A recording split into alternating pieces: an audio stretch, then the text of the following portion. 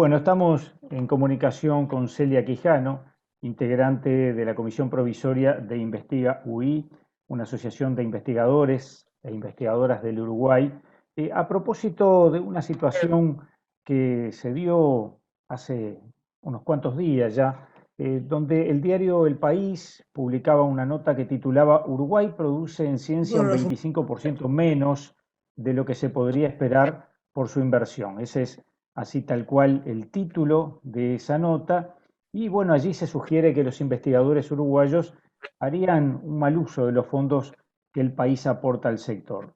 Y bueno, este colectivo dice que como cualquier colectivo financiado por fondos públicos, los investigadores pueden y deben estar bajo la lupa, pero que esta evaluación debe ser hecha con justicia y rigor analítico. Eso para comenzar. Celia, gracias por esta comunicación para tratar de entender eh, un poco más. Bueno, yo no sé en qué se basa, luego ustedes explican allí en un documento en qué se estaría basando el país para hacer esa afirmación y ese artículo. ¿Cuál es la postura del colectivo que tú integras? No, bueno, lo que nos parece un poco principalmente es que ese artículo decide evaluar la cantidad de publicaciones por investigador en función de la cantidad de dinero invertido, ¿no? Y en realidad, bueno, al hacerlo toma algunas decisiones para hacer este análisis, con las cuales en principio nosotros no estábamos de acuerdo, ¿no?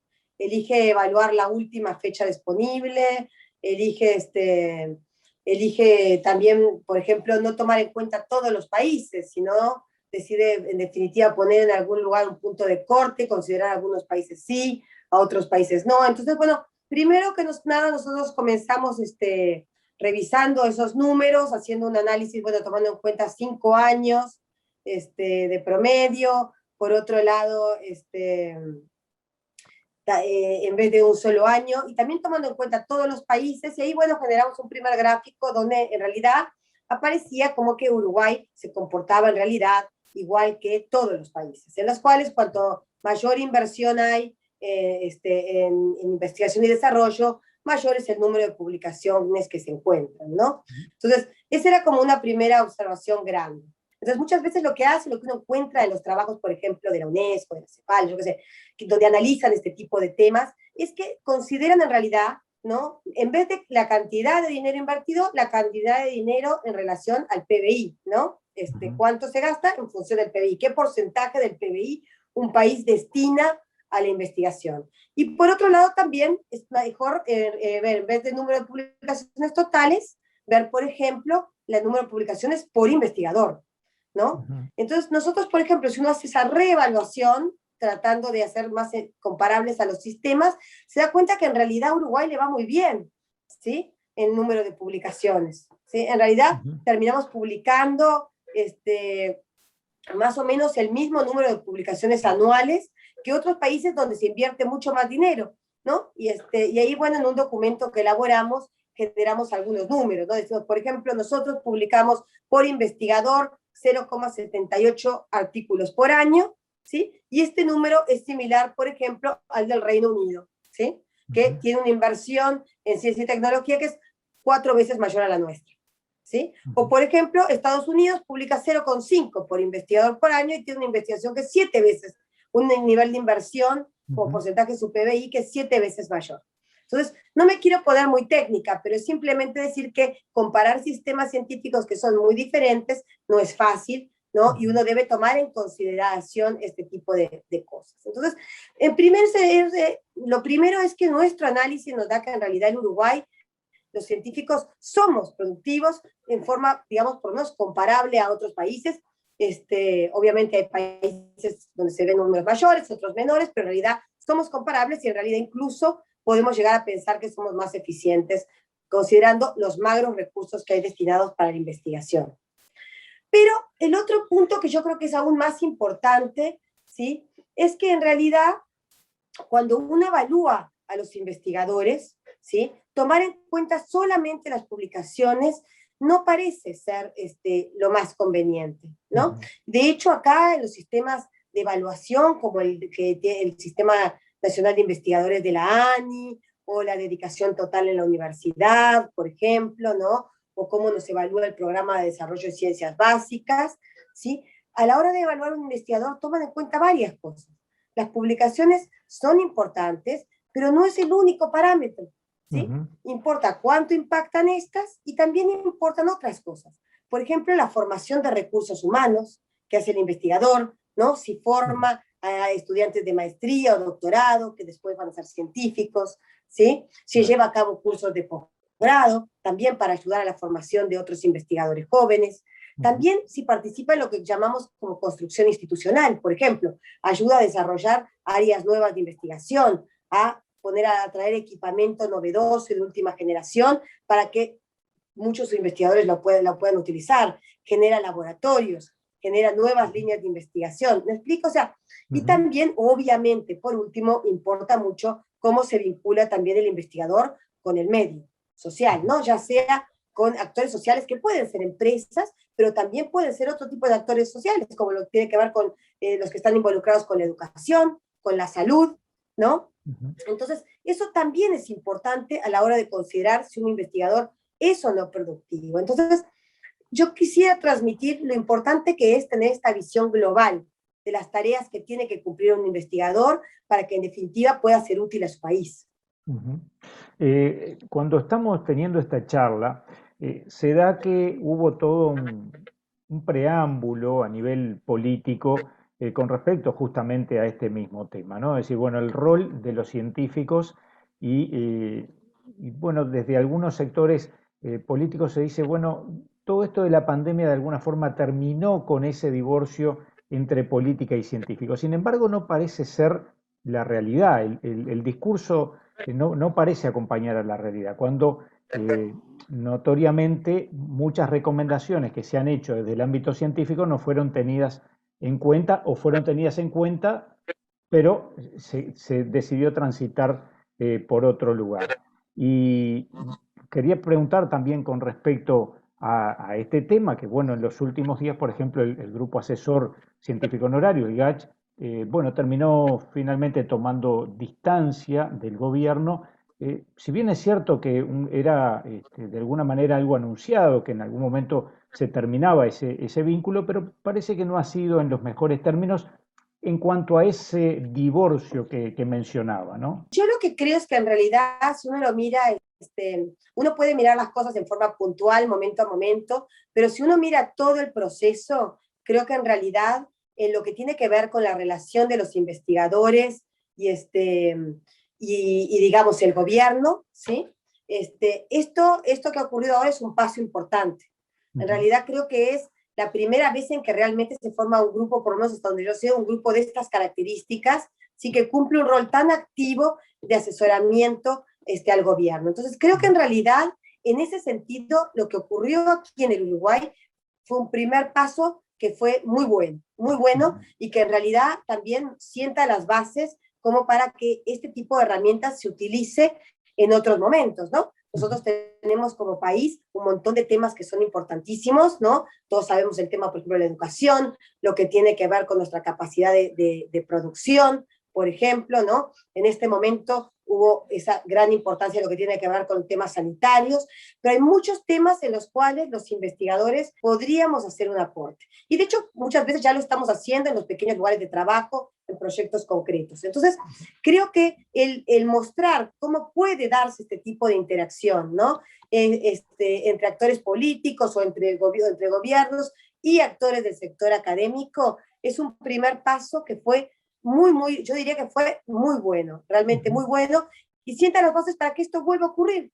Siempre que haya interacciones va a haber puntos de encuentro, puntos de desencuentro. Lo que creo que es más importante es no perder la dinámica de interacción que acaba de comenzar. Es decir, bueno, mañana hay un problema que tiene que ver con el agua, hay un problema que tiene que ver con la energía, hay un problema que tiene que ver con la salud animal o la salud humana, como en este momento. Bueno, tenemos una comunidad académica fuerte que puede ayudar, que puede proponer. Entonces, yo creo que a largo plazo, cuando miremos esta interacción, la vamos a mirar con esos ojos, más allá de los puntos de encuentro, desencuentros puntuales que se fueron dando en el camino y que, bueno,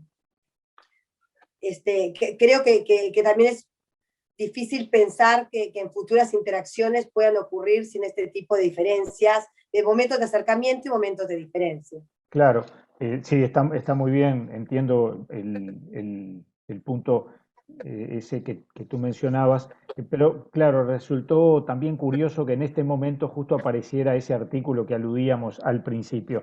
Ahora, más allá de ese artículo, que puede haber sido algo puntual, a veces la prensa, tenemos ese tipo de cosas en la prensa, que aparece un documento que no tiene mucho que ver con otras cosas, y saliendo también del ámbito político, eh, ¿tú piensas que producto de todo este trabajo hubo un mayor acercamiento entre la comunidad científica y la sociedad, si es que es necesario, además, que exista ese vínculo? Sí, creo que en realidad para la ciencia en el mundo y en particular en el Uruguay, esto constituyó un cambio muy importante en la visibilidad y en la vinculación, Ujú. ¿no? Entonces, creo que en ese sentido hubo un cambio sustantivo realmente, y que uno espera que pueda prolongarse, ¿no? Que pueda mantenerse, ¿no?